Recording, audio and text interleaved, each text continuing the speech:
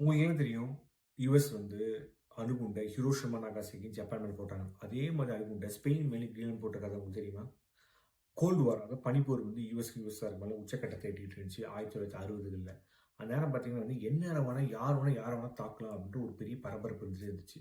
அத என்ன பண்ணாங்கன்னா, யுஎஸ் வந்து இப்படி ஒருவேள ரஷ்யா நம்ம மேல அணு ஆயுத தாக்குதல உருவாக்குறாங்க அப்படின்னா, அதுக்கு பதிலடி குடுக்கிறதுக்காக எப்பவுமே ஒரு 3 பி-52 பாம்பர்ஸ வந்து அணு ஆயுதங்களோட வந்து உலகம் ஃபுல்லா சுத்திக்கிட்டே இருக்கிறது மாரி ஒரு திட்டம் செஞ்சாங்க.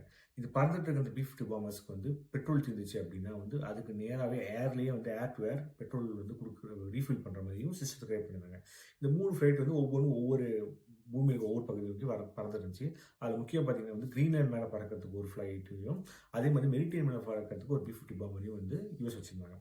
இப்படி வந்து பறந்துட்டு இருந்த ஃபிளைட்ல பி-50 பாம்பர் வந்து 2ஆம் உலகப் போர் காலகட்டத்தில பயன்படுத்தியிருந்த ஒரு பாம்பர். குண்டு வீசுற ஒரு ஃபிளைட். இதுல என்ன பிரச்சனைனா, இது பழசாகி பழுதாகி வந்து சில இது ஒழுங்கா ஓடாம இருக்கும். அப்படி ஒரு பி-50 பாம்பர் என்ன ஆயிருக்கு, 1966ல வந்து ஸ்பெயின் மேல தெரியாம வந்து அது 3 பாம்ப வந்து போட்டு கிராஷ் ஆயிடுச்சு.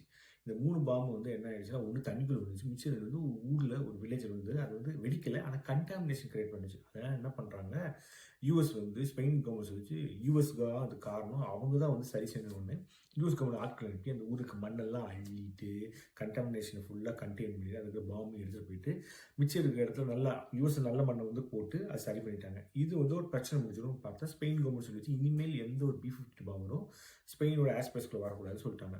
அதுக்கப்புறம் என்னாச்சு, கிரீன்லாண்டில் இதே மாதிரி தெரியாதனமா போயிட்டு இருக்க பி-50 பாம்பு இதே மாதிரி ஒரு பாம்பையும் போட்டு அதுவும் கிராஷ் ஆயிடுச்சு. அதனால என்ன பண்ணாங்க, கிரீன்லாந்து நீங்களும் இனிமேல் வரக்கூடாது இந்த பக்கம் அப்படின்னு தடை போட்ட உடனே அதில் ஒரு வழியே இல்லாமல் மொத்த ஆப்ரேஷன் குரோம் டோம் வந்து யுஎஸ் வந்து இழுத்து முடிச்சு. அப்புறம் ஃபியூச்சர் பார்த்து இன்டர் பாலிஸ்டிக் மிசைல் இங்கே அதே மாதிரி வந்து சப்மரீன்ஸில் வந்து நியூக்ளியர் பாம்பு கொண்டு போக முடியுன்ற சுச்சுவேஷன் வந்ததுனால எப்பயும் கான்ஸ்டண்ட்டாக வந்து வானத்தில் வந்து ஒரு ஃப்ளைட்டில் நியூக்ளியர் பாம்பு சுற்றணுன்றதுக்கான அவசியம் இல்லாமல் நிலைமை உருவாயிடுச்சு.